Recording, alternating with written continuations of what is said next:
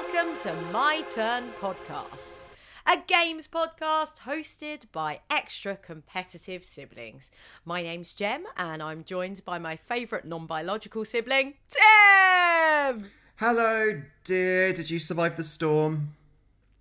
Yes, we we have experienced the power of Eunice in the last few days. If you're not in the UK, you might have seen this on the news. It was pretty significant.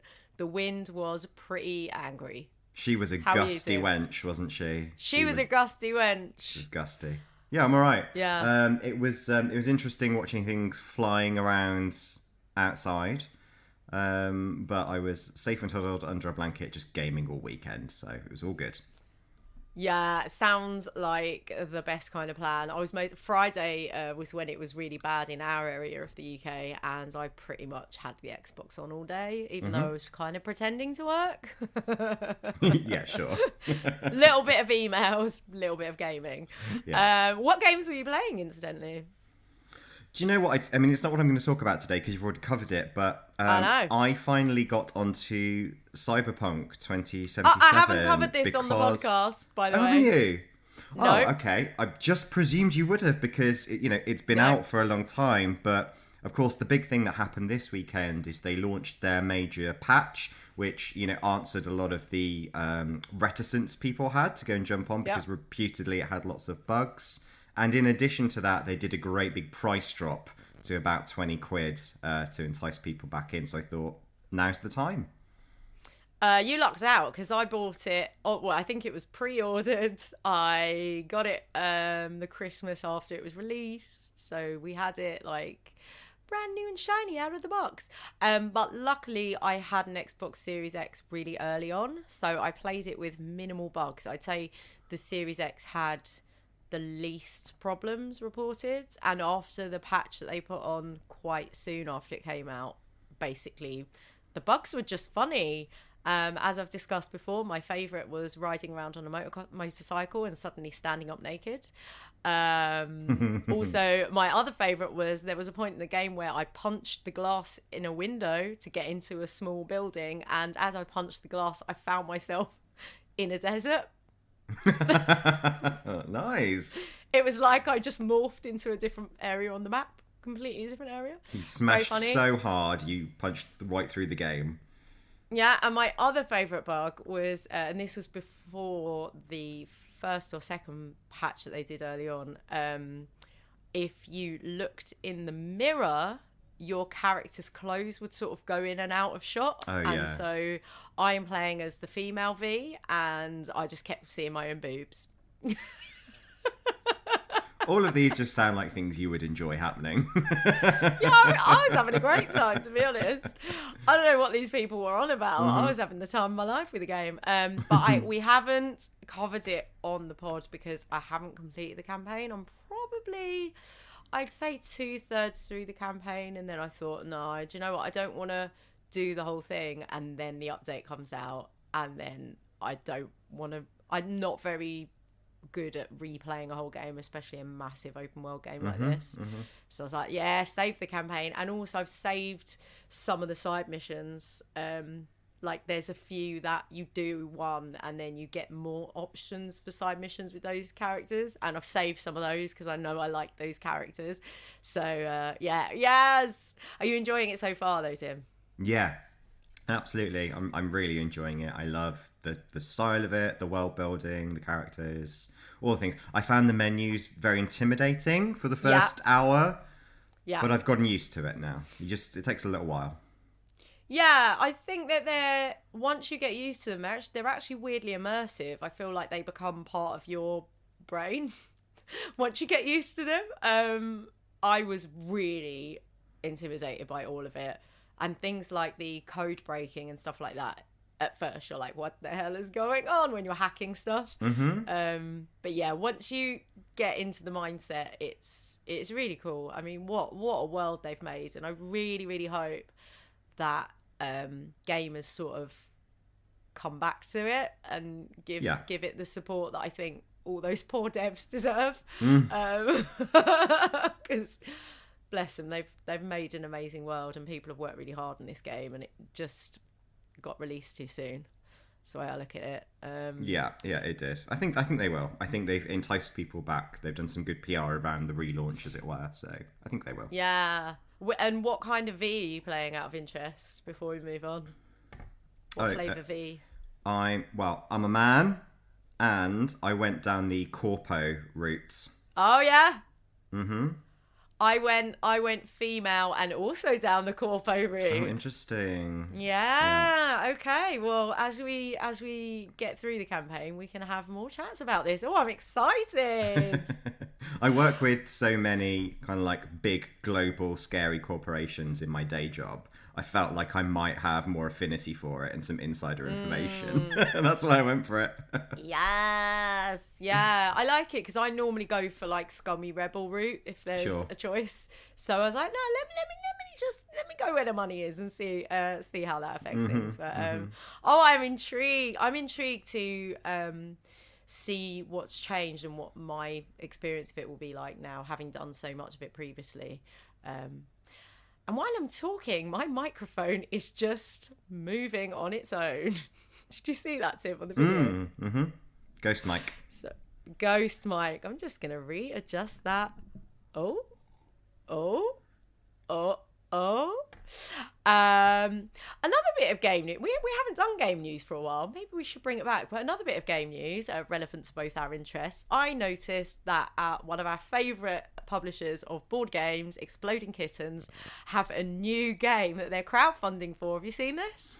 Yes, I did. And it involves one of my favourite animals, wombats. I know. Aren't they wonderful with their cube poos? Yes. Why do they poo in cubes? Stackable. So it's so they can play games. It's so they can play Jenga and things like that. Exactly. Have you seen this game though? Have you seen the game they're crowdfunding for? Yeah. What do you think? It's like it's a stacking game, obviously, as we've already referenced. Slight sort of adjacent idea to the fact they've got stackable shits. Well, I love a stackable game. In fact, I kind of got a sort of a stacking. Well, I've got a stacking game to talk about later in this session, actually. But you know we love a Jenga session, so anything that's a riff on that. Oh my gosh. Tim and I and our history of Jenga and the drunken japes that have ensued. Namely, me doing an impression of, was it American Beauty? American Beauty with, you instead of rose petals, crashed into the Jenga tower on the table, covered yourself in Jenga bricks and said, I'm American Beauty. It was quite a moment. Jenga's great though because it's one of those games that's better the worse you get at it. You know, like many games, once you start to deteriorate, you're like, oh, we should probably stop playing this now. But with Jenga, it's like, you know, when you start to get messier, that's when the game becomes more entertaining. Yeah, true. I'm so good at Jenga that when I played it recently over Christmas, the people I was playing with Erin, other brother and co-host of the podcast usually, and my husband and Erin's partner Beth, and I can't remember who. I think it might be my husband. One of them got so angry they pushed the table after I'd done my brick so that it fell down. They were so angry at my Jenga skills. And they were like, it fell down. You touched it last, it fell down. And I was like, you bastards. Those are not the rules. Those are not the rules. But yeah, I'm really intrigued by this new game from Exploding Kittens because I love all their games. And even the ones that are not like 10 out of 10s for me, I still have a great fondness for. And so this is like a cooperative stacking game. But there's a bit of social deduction involved whereby you have your eyes shut and you have to guess who's the saboteur. Yes. Who's the, just to quote RuPaul, who's the inner saboteur of the one stacking? In particular, I really want to see it being played by people with like visual impairments or sight loss or something, just to see if it feels any different to them. Like whether I'm not going down the superhero route of like they've got heightened senses, but I just wonder if there would be kind of a different feel of where people are in the room. Yeah, My one sort of concern about this game is that I'm sure that I could tell who was doing stuff because I can smell people. Like, well, we can all smell people, but I'm quite like, I've got smell-o-vision a bit. Like, it sounds really weird. But I'm really like, I've got a bit of like hypersensitivity with certain things, and I feel like if someone got close enough to me to like knock something over, I reckon I could smell who it was. Yeah, I mean, I think the idea is that you're all quite close together anyway, though, aren't you? Yeah. Like, you're all round the table, true. so I don't think it's like you're approaching from far away. Yeah. Or what about if like, I'm feeling like it's more like jousting and you take turns. Like, yeah, I don't think it's like that. I think it's more like Hungry Hippos kind of scenario. Oh yeah, sure. That works. But what about like if someone's got a really hairy hand and they sort of brush your hand as they're knocking things down? Then Mr. Wolf, exactly. And then it would be more like One Night Werewolf. Well, maybe you should all have like an array of tactical gloves that you can call upon for each round. Look, I'm inventing add-ons already. What if you had sort of like, you could have a sort of hairy wolf hand. You could have like a jousting gauntlet. You could have... Oh yeah, to stop you being able to smell people. It's like a medical sort of spandex glove. They don't use spandex, do they? Latex. I was trying to think of latex and I came out with spandex. Oh God, I'm allergic to latex, so I'd be coming out in boils. Exactly, it just adds an element of danger for you. Jeopardy. I love it. Tactical and tactile. Great. Well, yeah. I mean, that was nice. Talking about some games that we're hyped about. But yeah, I'd be very interested to play it when it comes out. So yeah, we did some news. We actually did some news. Well done, Tim. And now the weather. The weather. No, we started with the weather. We did it backwards. We did actually. Very British of us. Yeah. But I do have a really important question for you, Tim, today.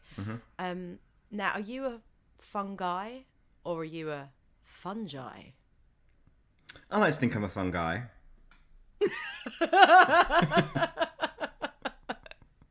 That's what it says on all my profiles.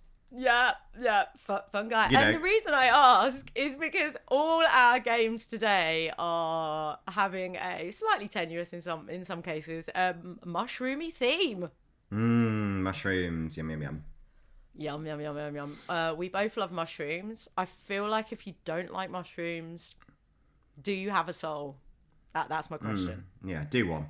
Switch off right now. Just go away. I mean, if you're allergic, that's different. But like, if you just don't like them, you're weird. Yeah. That's why we're doing today's podcast without Erin. He's one of those people. Oh no. In fact, both my biological brothers don't like mushrooms. Weirdos. They've been disinvited. Yeah. Should we start with the one that is actually called fungi then? Fungi. Yes. Okay. So I'll take charge of this one, shall I? Yeah. You tell me. Okey-doke. So in a nutshell. So what is the most mushroomy nut, would you say, Tim? The most mushroomy nut? Yeah. I really wasn't prepared for that one. No, you stumped me on what's the most mushroomy nut. You have stumped me. It's an important part of our games analysis. Yeah, you might have to come back to me on what's the mushroomy nut. I'll interrupt you at some point during this and I'll come up with it. Oh, I know it. Go on. Chestnut mushroom. Yes. That's an actual mushroom called a chestnut mushroom. Very good. I don't know, I ducked it out of my head. I was going to say that, so I'm very glad you got that. It took me a moment. There we go. Yay! Well done, Tim. Thanks. Hang on.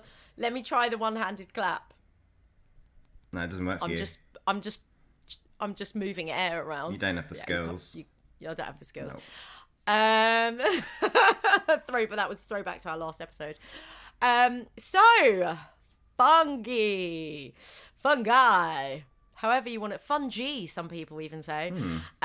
This is a savoury guard game for 2 players, recommended for ages 10 and up. The game's by Brent Povis. I think it came out in 2014, and it's published by Pegasus Spiele. Now, in this game, you let me read the blurb actually, Tim, because I think it's quite evocative. Okay. You ready for this? Yeah, I'm ready. You stand in the middle of the forest and take in a deep breath of fresh air. You can feel that today must be your lucky day. Over the last week, sunshine and rain have taken turns to create the perfect environment for a luscious harvest of savoury mushrooms. Advice from the local populace is also giving you a boost in confidence. Equipped with a large basket, you started early in the day, before dawn, under the glow of moonlight. You even packed a pan, some butter, and cidre, so that the reward come nightfall will be a feast around your campfire of all the savoury mushrooms you have gathered. It is going to be a beautiful day. Lovely. I'm getting some very strong Grimm's fairy tale vibes from this. I'm ready to be attacked by a wolf or a bear, or assaulted by a small woman in a red hood. Yeah, I was. When I said you're carrying a basket, I immediately giggled internally because I was like, "Oh yeah, Red Riding Hood." What a lovely, evocative little bit of context for the game. It's so sweet. It is. I love it. Yeah. Not strictly necessary for the gameplay, but I like that you could create that vibe if you wanted to. I quite want to go and play it in the woods now. Yeah, and but the gameplay is very simple, and I do like that the effort has been made to really give it this context, because as we'll get into this review, it does make you feel things, namely hunger. So... It does. But I was bought this game as a present for my husband, because a lot of the time it's just us two at home, and there was a period of time where he considered playing more board games with me, and he was like, "Oh, I was looking for a 2-player game we could play together."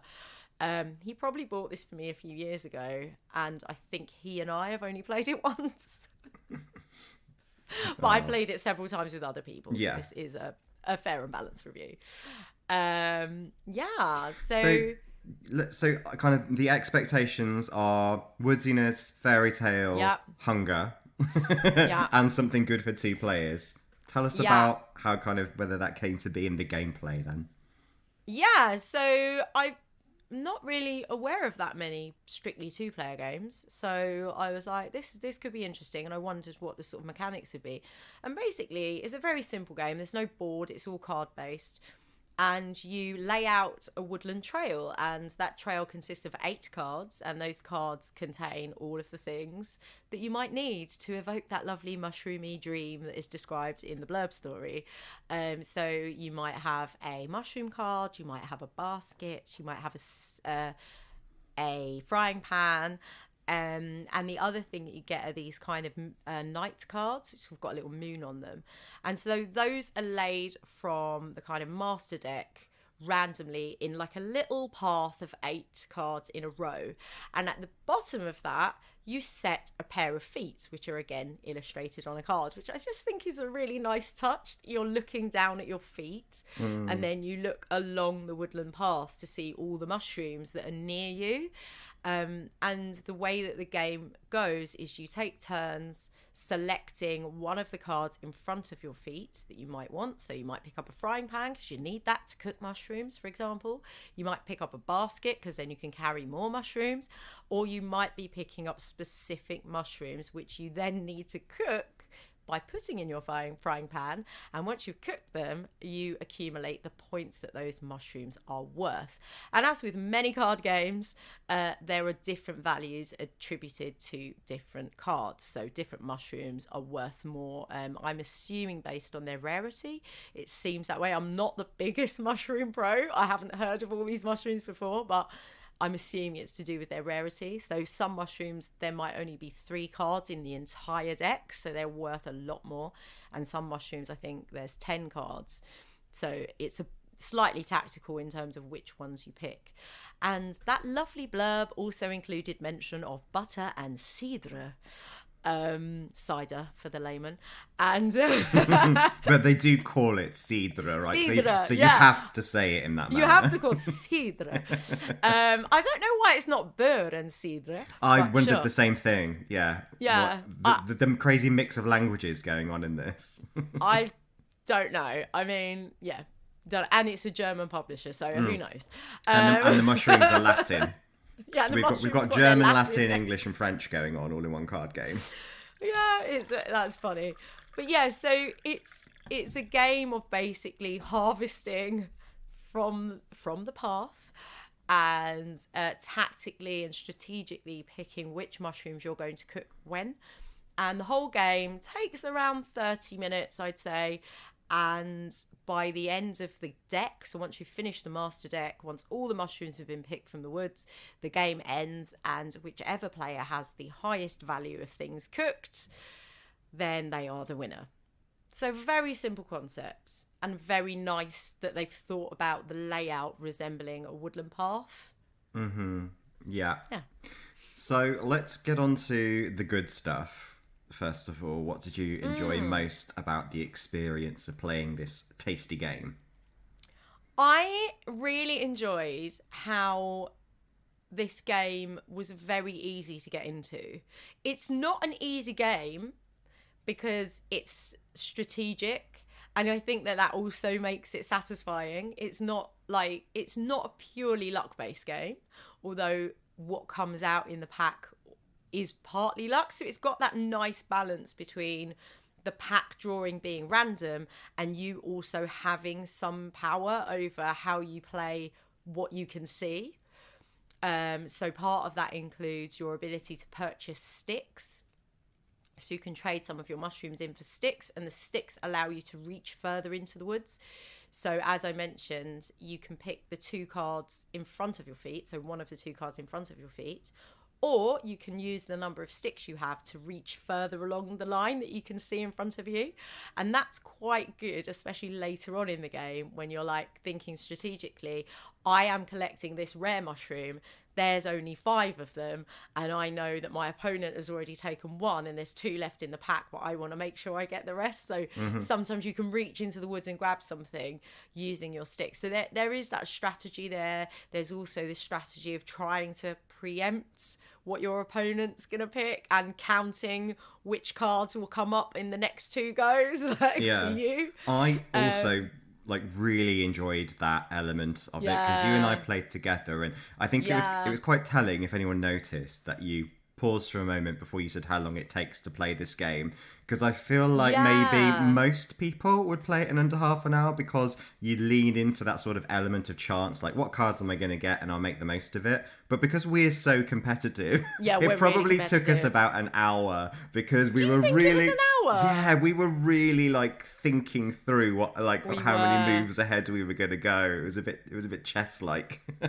I mean, the other thing I would say as a strength for the game is that I honestly don't remember. That's why I paused, and the box says approx 30 minutes, and I paused and I was like, how long did we take? And I think that's because the game is really engaging. Mm-hmm. I wasn't bored for a second.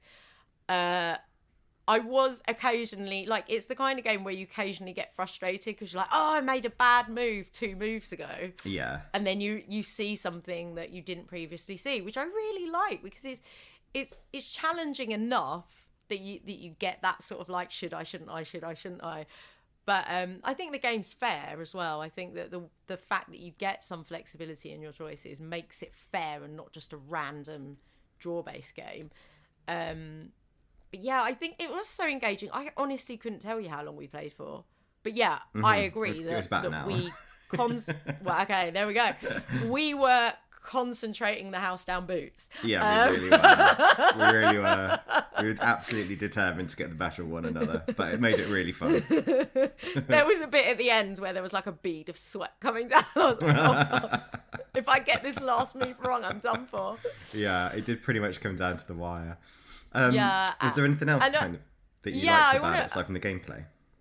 Yeah, I want to give another positive, which is that just it evokes this really nice context, and to me that matters. There are games, I think something like Odin's Ravens that we played, where you can take or leave the story a bit.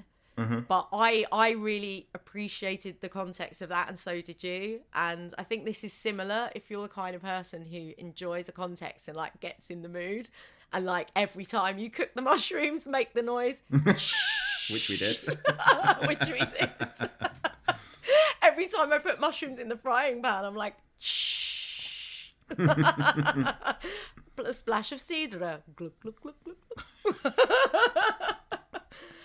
So I think for me, that's always a positive where there is an effort made to make it make sense. Mm-hmm. You know what I mean?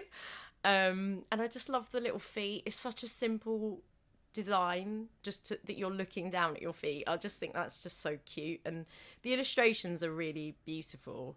But that kind of brings me on to one of my negatives. Yep, go on, let's do it. And you let me know if you thought the same thing. I think you did.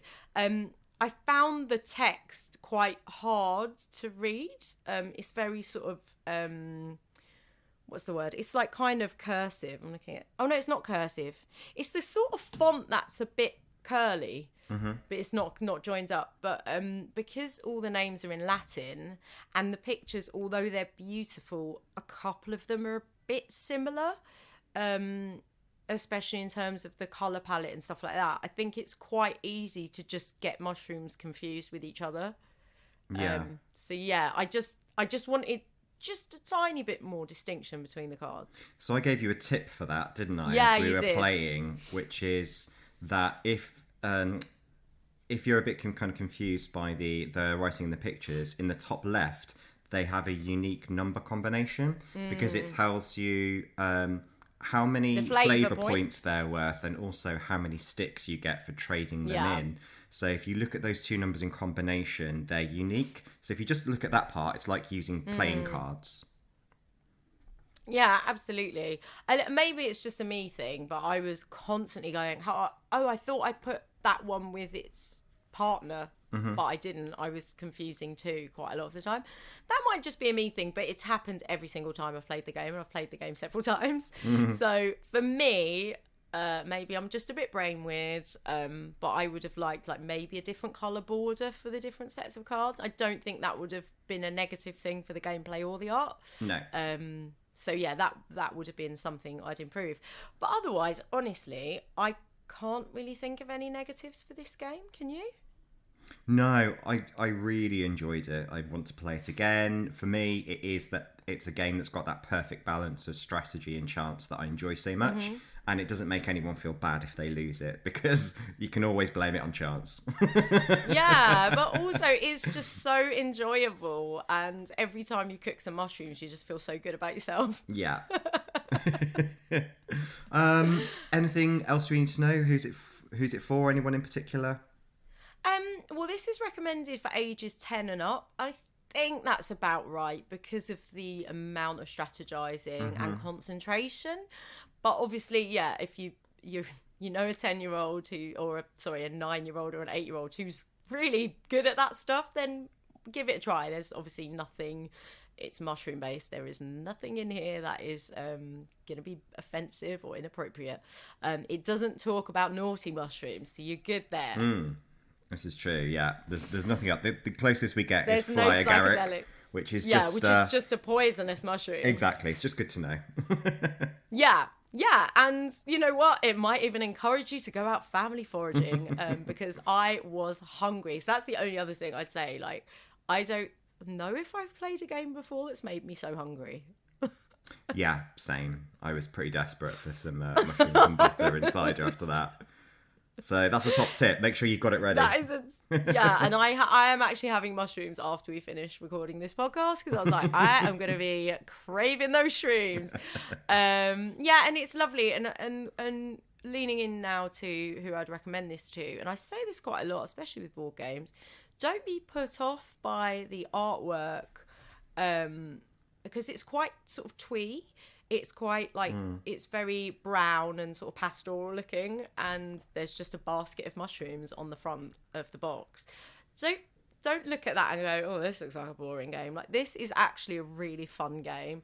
The rules were very easy, and as you play the game, and you've got cards, like a lot of modern games do now, where you've got the rules in your hands, basically.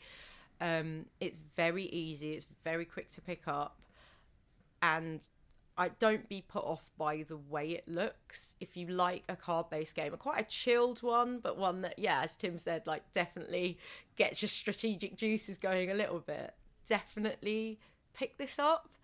And I think it's lovely that this game has been designed for 2 players specifically, because not enough games are, and you often, especially in this day and age, like when we're struggling still sometimes to find spots in our diaries to meet up, like often you are just able to hang out with one person, or maybe you just live with one other person. And yeah, this is a really lovely game, and I recommend it to everyone who likes card-based tabletop, slightly mildly strategic, sweet games. What's the rating then? You got anything to add? Oh, have you got anything to add? Just that I agree with you. Yes, I agree.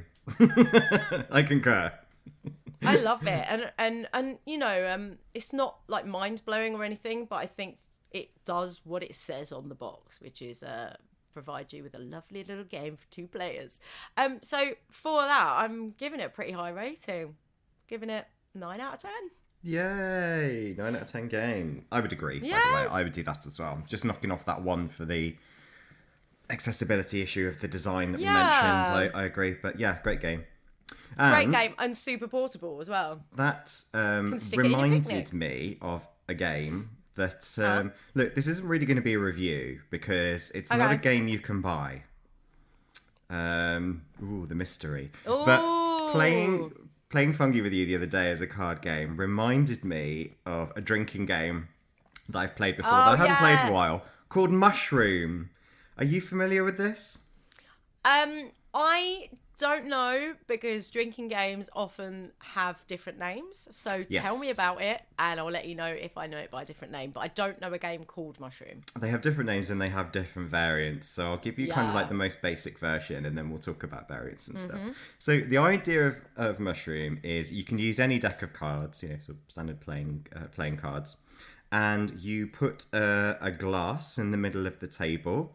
Now, some people will do it that it's an empty glass.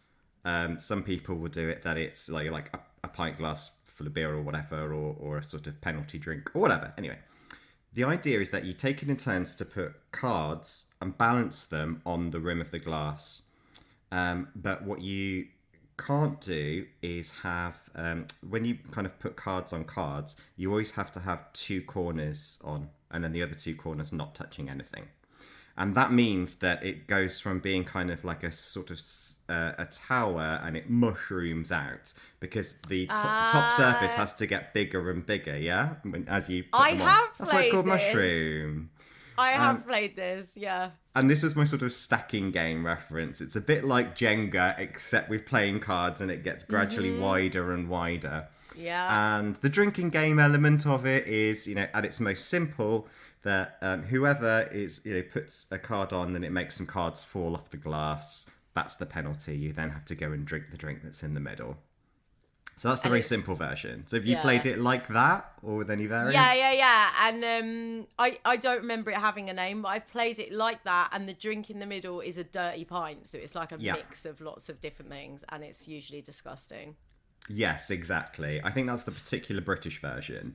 Is that we always create a dirty pint out of leftovers if we're going to go down that road rather than something nice.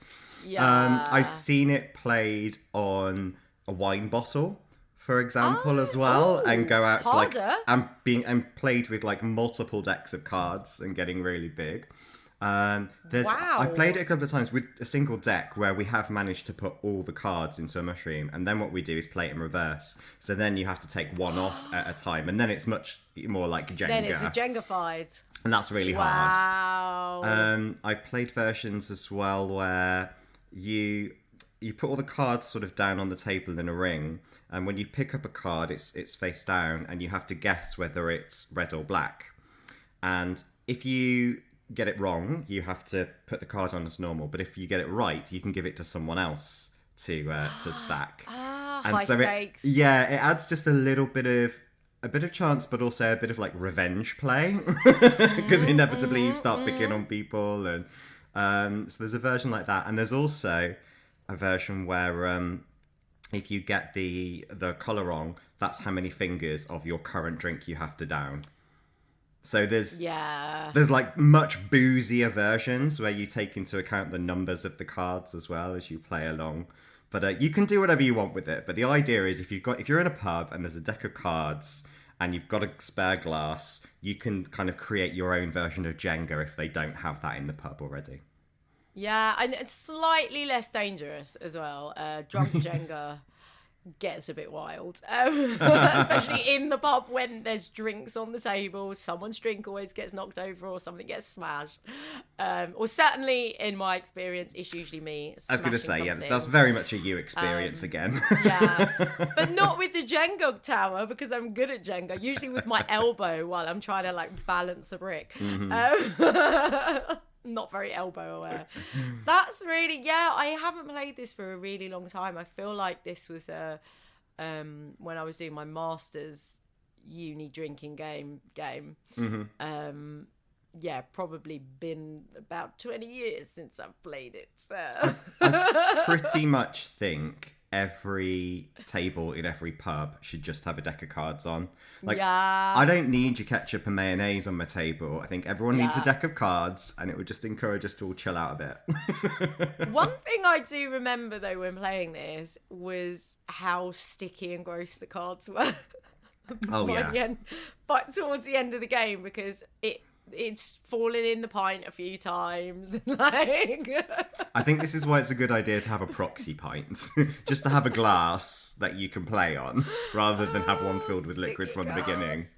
But the good thing with sticky cards is that they stick together. Makes the game easier. Makes the game easier.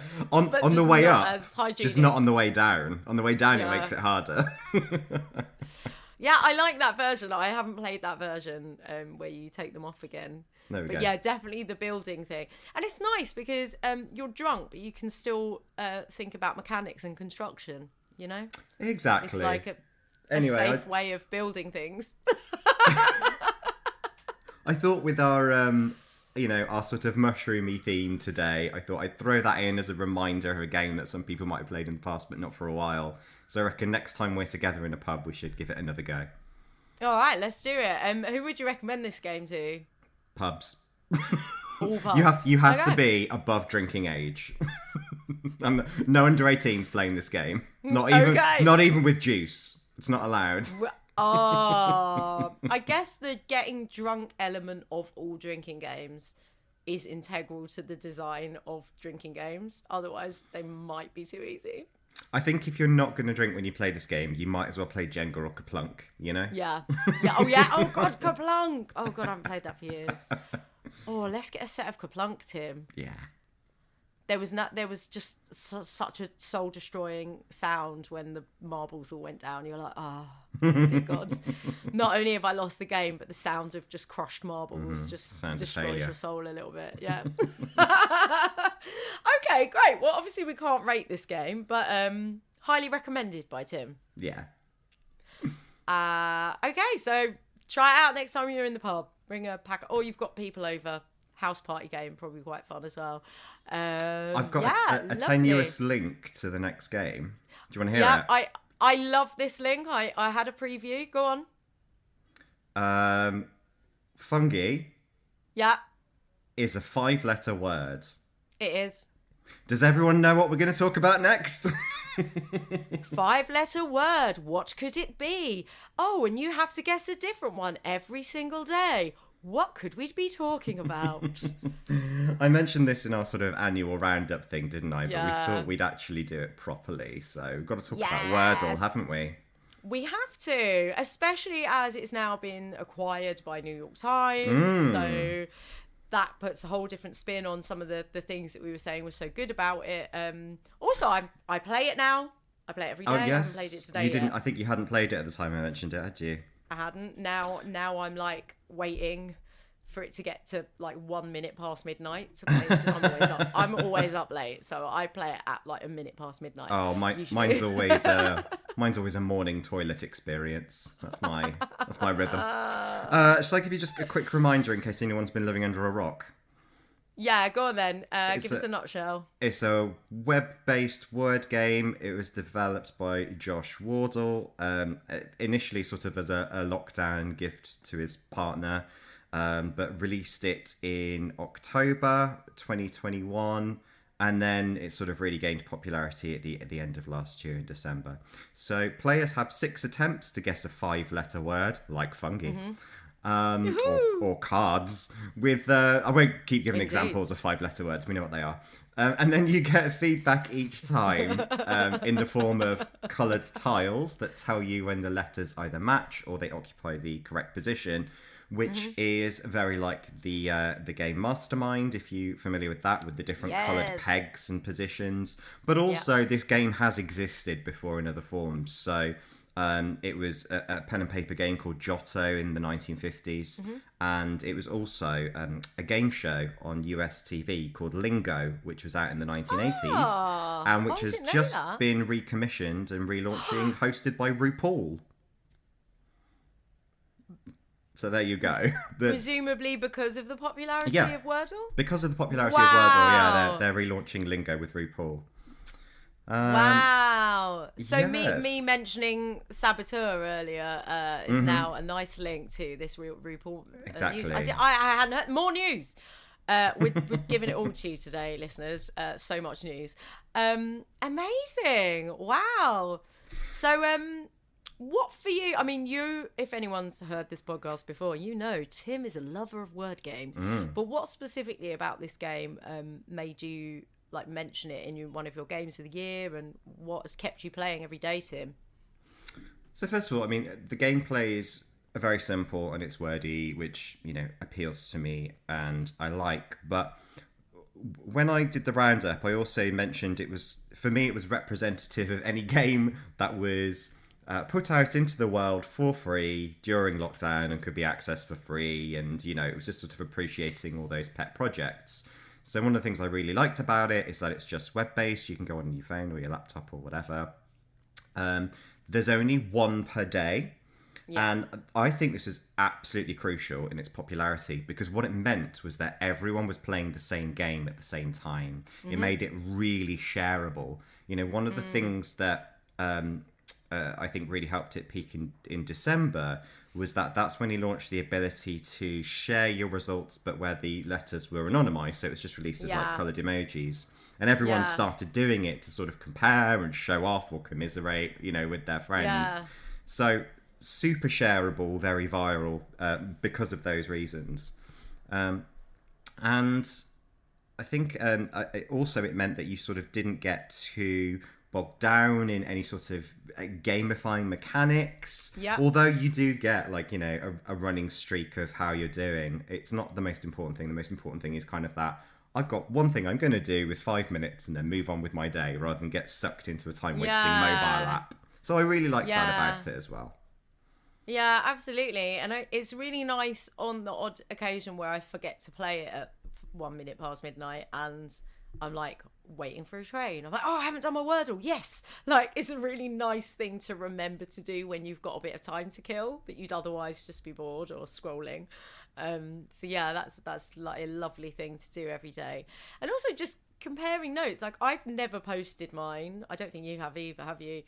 But I wouldn't post publicly, but I do share it with friends directly. Yeah, that's what I was about to say. Like, Alex and I, my husband and I, we both do it, but we do them independently, and we're like, how many did you get? How many rows did it take you? Like, it's very funny. And there's been a couple of words that have come up that are, for us, part of our sort of like shared humour. Like, anytime, and this is a past game, so it can't be a spoiler because it's happened, and there's a new word every day. So I am going to mention a word that came up, I think, a week or so ago. But anytime one of us is scrolling on the phone needlessly, we remind each other to not do that by saying, are you having an elder?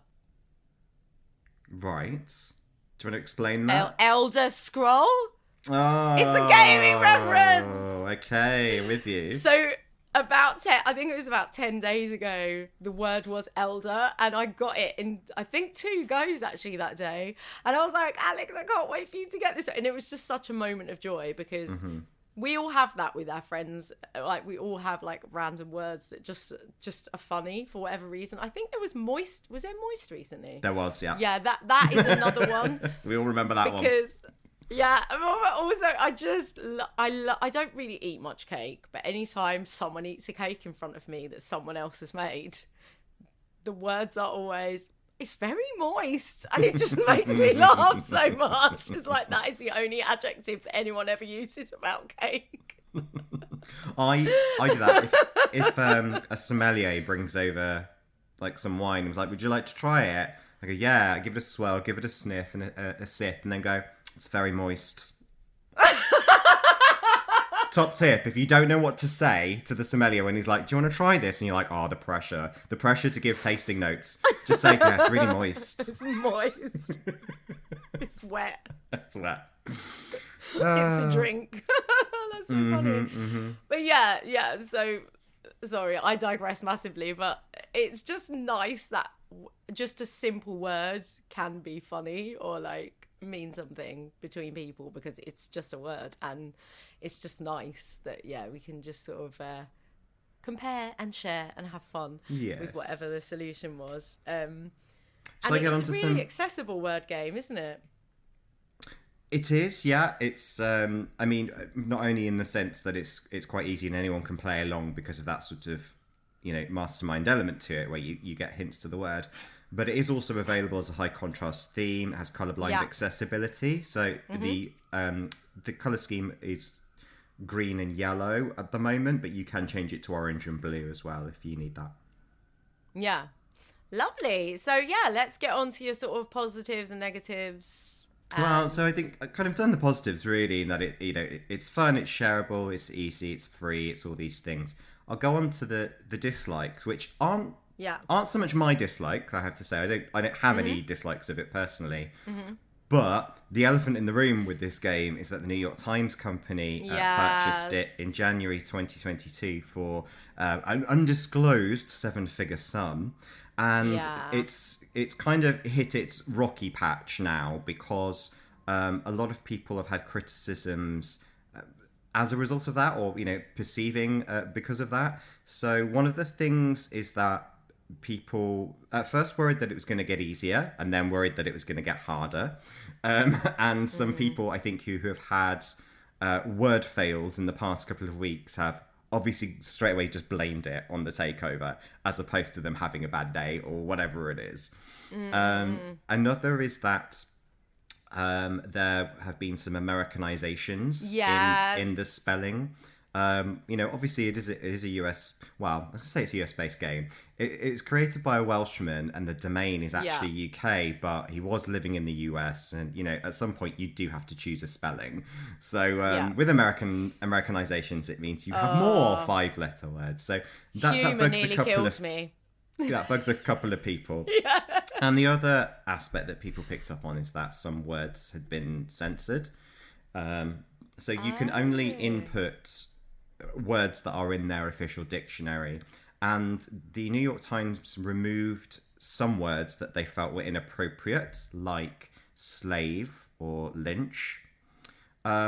Which is an interesting one because it's a private game. It's not like you're necessarily going to be broadcasting words that you put in. Like, I'm not sure what the impact of me...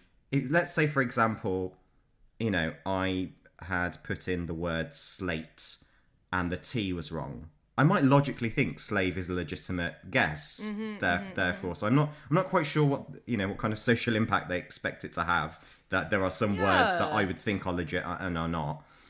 So that's an odd one. Yeah, that is interesting. And the other aspect is that at the moment it remains free, but I've heard the intent is that they will monetize it at some point. So they'll probably put ads into it. But of course, everyone's fear is...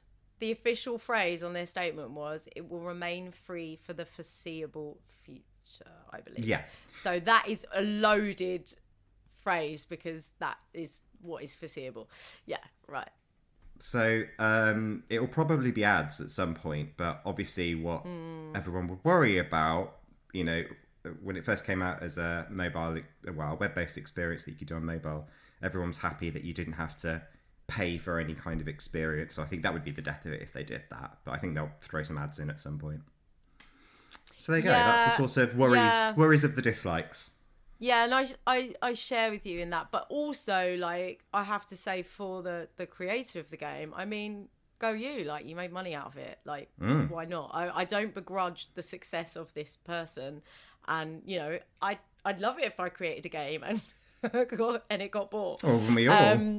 Wouldn't we all, right? Especially after a pandemic where everyone's been struggling. But yeah, I know what you mean, because part of the beauty of the game is its accessibility, the fact that it's not behind a paywall, you're not being like bombarded with ads. So yeah, I guess let's see. Time will tell. Mm-hmm. There's a couple of things I was going to mention just in the who it's for region before we conclude, recommendations, which is just in addition to accessibility that I've already said, it's available in over 90 languages. So if you fancy giving yourself a challenge, you could try one of the other languages. That includes Welsh, because the creator is Welsh. It includes American Sign Language, which is pretty cool, and additional accessibility. And if you really want to challenge yourself, Klingon. I was going to say, I bet there's Klingon. Yeah, of course there's Klingon. Oh, that's amazing. I mean, my Klingon is not great, but I appreciate that some people will be playing in Klingon. Yeah. Hopefully Elvish will be incorporated at some point as well. Yeah, I'm sure all of those are in the works. I love that. And so, Tim, what would you rate Wordle? Oh, no, wait. One more thing before rating. What do you say to people who have avoided playing Wordle because they see it as like a faddy meme and it's annoying them that everyone's little squares have popped up over Twitter for months now? Get over yourself. Yeah. Get over yourself, you narcissist. Get off social media if it bothers you. It's funny because I think I was a bit like, I feel like I've missed the hype, but now it's sort of an enduring thing. Then I just started playing it over, end of Jan, I think, or earlier this month. I can't remember. But yeah, it's fine. It's easy. You just try it. That's what I'd say. Try it, guys. So what would your rating be? So I don't share any of the concerns that I went through in the dislikes, but I thought I'd kind of fairly represent them. For me, there's absolutely nothing wrong with this game. I can't find anything wrong with it. I love that it exists. I have a lot of fun with it. I don't put it on social media. I just have direct kind of conversations with people. So for me, it's a 10. Oh! I feel like, Tim, this is only your second ever 10 that you've ever given on My Turn podcast. The first being Psychonauts 2. Yeah, I mean, and obviously there are different scales of ambition and playability there. So, you know, the mark reflects what it is. It's not in comparison to a massive game. Yeah. Of course. Yeah, no, absolutely. It's same as what I said with Fungi. It's like, for what it is, what a bloody great game. Yeah, I reckon I'd probably lean sort of 9-10 for Wordle as well. Like, what's wrong with it? I mean, yeah, probably a 10 because what is wrong with it? Nothing. Like literally nothing. You can play it or you don't. And as Tim said, get over yourself if you don't like it. I love how harsh you are. But true. Harsh but fair. Harsh but fair. Like the Fungi game. Oh, God. And you know what else is harsh but fair? I've got mushrooms to eat because I thought about how I was going to feel at the end of this podcast. And you didn't preempt your feelings and get yourself mushrooms. This is true, I didn't. But you might want to eat the mushrooms, but do you want to drink the mushrooms?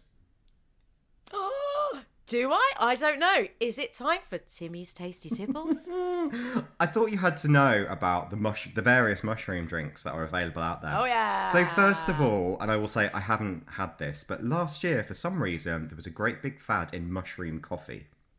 So yes, I've had it. Oh, okay. Do you want to talk about it then? Go on. Yes, it is like, it's delicious. I've had a powdered sort of version, so it's basically instant coffee, but with a mushroom extract. I don't know what kind of mushroom it is. Do you know? It can be pretty much any kind of mushroom. I've seen mushroom lattes prepared just with button mushrooms. Right. Well, this was a powdered dehydrated mushroom, and it had a sort of edge of porcini. So it sort of had that sort of like a kind of porcini stock kind of feel to it on top of the coffee, which was quite frankly absolutely delicious. It was really nice. It added a savoury sweetness to the coffee. Now, my mum made me drink it when I was quite unwell last year. She was like, I've been told this is really good for you. And I was like, I'm pretty sure it's just coffee with powdered mushroom, but sure. So I don't know about the health benefits it's meant to have, because I just eat mushrooms anyway. Well, this is the thing, balanced isn't it? Diet. This is the thing. Yeah, I read about that. People are like, it's healthy. I'm like, well, I eat mushrooms and have coffee anyway, so it's the same. It's the same thing. Let me tell you about a couple but of is others. it tasty? Yes. Good. I will try it when I see it. Yeah. On the beer front, we've got a breakfast of champignon, which not only is a great name, but it's a really good excuse to drink beer in the morning, which is when I last had this. It's by Wild Beer Company, who do really excellent beers. They're based in the southwest. And yeah, this is a mushroom beer. It does have kind of that taste of mushrooms with it. It's very light. It's very delicious. I recommend it. It's light. Weirdly, I'd imagine it's sort of slightly brown. No, it's like a more on the side of a lager kind of thing. Yeah, it's more on the side of a lager. Yeah.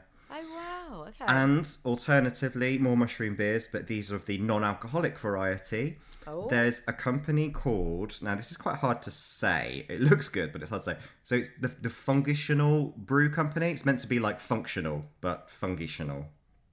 And they have a range of beers called Function, all of 0.5% ABV, so non-alcoholic. And they've got an IPA that's made with lion's mane mushroom. They've got a chaga lager and a reishi citra. And they are all, and it's a UK company. They are fantastic non-alcoholic mushroom beers if you want to try that. I would like to try. Have you tried that? I haven't tried those ones yet. No, I would like to try that. I would like to try them. And then ask them to sponsor us. And just finally, you will find actually the mushrooms pop up a fair bit in gins these days. So there's one called by Corner 53 called the Umami, which is made with butternut and shiitake gin. And actually, that sounds amazing. There's a gin place right next to where I live called Jensen's, and I popped in one day to sort of see what they'd been creating, because sometimes they have fun with trying new flavors, and they'll like let you test them in the bar, but they don't release them. And I went in one time and they'd made a red pepper and shiitake gin that they recommend for like a sort of gin Mary morning cocktail, and it was fantastic. So there you go, put some mushrooms in your gin as well. Another reason to drink booze in the morning. So do they add that to the gin as a botanical at the botanical stage? Yeah, lovely. What a good idea. Yeah. That's really just a really good earthy flavour to it. It's really good. I'm so hungry for mushrooms right now. I'm salivating. So with that, thank you very much, Timmy's Tasty Tipples. You're welcome. I am going to go off and fry some mushrooms in some butter and cidre. I don't have cidre, but I've got cidre vinegar. So that'll have to do. Thank you very much for joining us for this episode of My Turn podcast. What a fun guide you've been as well, Tim. Thank you very much for your knowledgeable and tasty input. Thank you. I've had a wonderful time. I'm going to go out foraging because there's not mushroom in here.